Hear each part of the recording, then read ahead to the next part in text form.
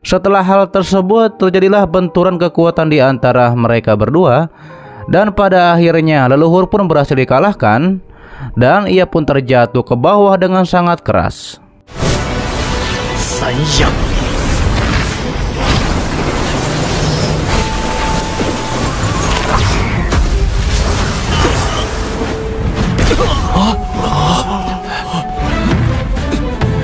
Terlihat Nifeng mengatakan bahwa tubuh Yilong telah hancur dan lebih baik leluhur pergi dari sini. Kemudian kesadaran leluhur keluar dari tubuh Yilong. Leluhur bilang bahwa Nifeng memang pintar. Mengapa Nifeng tidak menjadikan dia sebagai gurunya dan melupakan semua dendam masa lalu?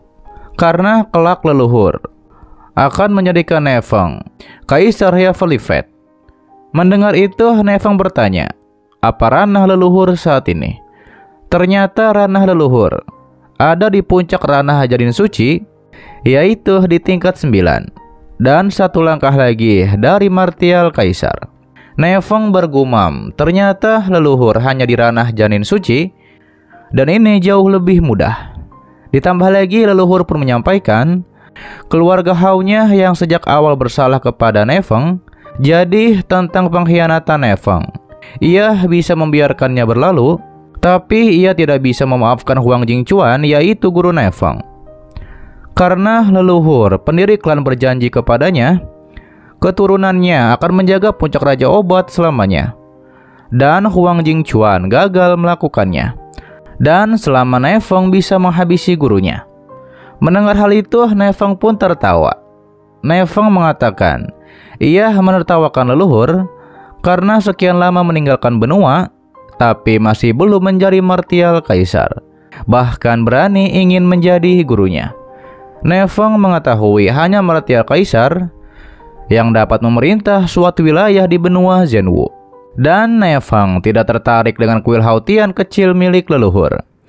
Mendengar itu, pastinya leluhur menjadi sangat marah. Ia pun meledakkan kekuatannya.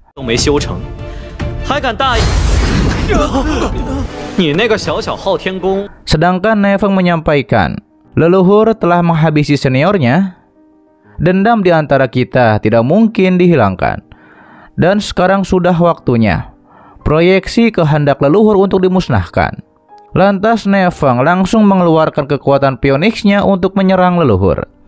Dan pada akhirnya kesadaran leluhur pun berhasil dihabisi. Sebelum kesadarannya musnah, ia pun mengancam akan memotong Nifeng menjadi beberapa bagian.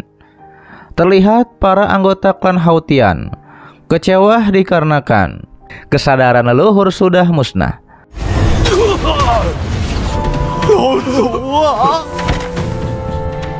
Lalu Nifeng mengumumkan untuk semua keluarga Hao untuk mendengarkan ini. Ia pun menyuruh mereka harus meninggalkan puncak Haotian. Adapun murid dari 4 puncak lainnya, mereka bebas memilih. Ditambah lagi, mulai dari sekarang, Sekte Haotian akan dikenal sebagai Sekte Cailing 4 Jiwa. Mendengar hal itu, para anggota Sekte Haotian berterima kasih kepada Nifeng. Setelah hal tersebut, Nifeng pun langsung pergi. Sementara leluhur yang asli, ia pun sangat marah karena ini keterlaluan.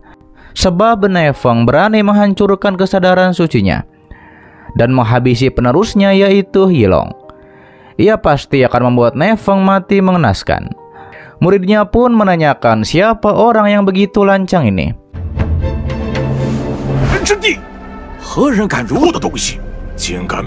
Leluhur bilang itu adalah Nifeng. Ditambah lagi, Nifeng juga menghabisi beberapa martial king dari keluarga muridnya, yaitu keluarga Yuan. Leluhur menjelaskan bahwa Nifeng memiliki tubuh yang sejati. Jika membiarkannya, dia pasti akan menjadi Landau Chen yang lain dan harus segera menghabisi Nifeng sebelum Nifeng menjadi sebuah ancaman. Leluhur menanyakan kepada muridnya itu, praktisi sains mana yang tersedia? Muridnya menyampaikan butuh waktu 6 tahun untuk pergi ke benua 9 domain dari sini, tapi lembah Long Yuan akan terbuka dalam 5 tahun. Itu akan menjadi kesempatan terakhir untuk menjadi martial kaisar. Pada saat itu pertarungan memperebutkan rumput esensi naga pasti akan sangat sengit. Leluhur bilang, tapi sebelum Nefang mati, amarahnya tidak bisa diredakan. Muridnya pun menyarankan untuk mengirim tetua ketujuh karena dia martial science tingkat 2. Dan kita tidak terlalu membutuhkannya dalam perebutan rumput esensi naga. Leluhur menyampaikan kembali, dengan kekuatan Tomo saat ini, memang sudah cukup untuk mengalahkan Nefang. Perintahkan dia segera berangkat ke benua 9 domain.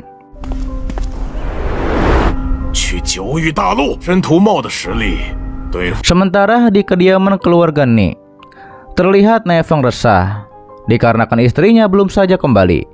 Apakah terjadi sesuatu kepada Nona Bing? Namun tidak lama Nona Bing pun muncul. Kemudian Nefang pun langsung akan membawanya ke alam rahasia Yan Huang.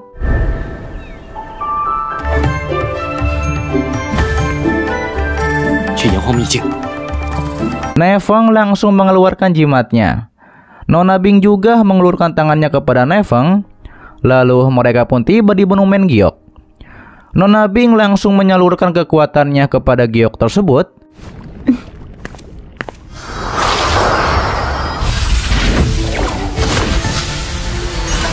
Dan keluarlah teknik tingkat dewa yang langsung masuk ke dalam diri Nona Bing. Terlihatlah itu seperti teknik Phoenix S yang didapatkan oleh Nona Bing. Ia mengatakan ini sungguh teknik tingkat dewa yang luar biasa.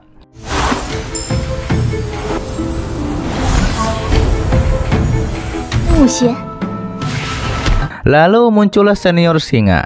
Ketika itu ia pun langsung menatap Nona Bing. Kemudian bilang bagus karena Nefang menemukan gadis sempurna lainnya untuk berkultivasi ganda, yaitu bersama Nefang. Mendengar hal tersebut, Nona Bing pastinya terkejut. Siapa gadis lain? Apakah Nona Yuyan juga kesini bersama Nefang?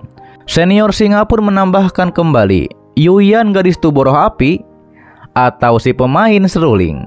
Hal itu pun membuat Nona Bing marah. Siapa pemain seruling itu? Nefang menjelaskan dia membutuhkan melodi surgawi tertinggi, yaitu milik Nona Yuyan, untuk membuat gerakan pedang barunya. Dan Nona Bing jangan salah paham. Senior singa bilang bahwa gadis itu seorang jenius musik karena mereka berdua berkultivasi ganda dalam partikel kesadaran dan banyak membantu Nefang. Dan jika Nona Bing berkultivasi ganda dengan Nefang, itu juga akan sangat membantu Nefang. Nefang pun menegur senior, jika terus berbicara, maka Nefang seakan pria penggoda wanita. Namun senior mengatakan, masing-masing mereka sangat cocok dengan Nefang. Begitu senior singa pergi, Nefang menjelaskan bahwa senior singa memang suka bercanda, jadi jangan anggap serius. Kemudian Nona Bing pun menggandeng tangan Nefang dan menyampaikan, sudah lama sejak terakhir kali kita bertemu, dan ia meminta Nefang untuk menceritakan apa yang terjadi dalam beberapa bulan terakhir. Setelah Nefang dan Nona Bing pergi, senior singa muncul kembali. Ia tahu begitu banyak teknik tingkat dewa yang keluar yang berhubungan dengan Nefang. Ia pun semakin penasaran dengan masa depan dari Nefang.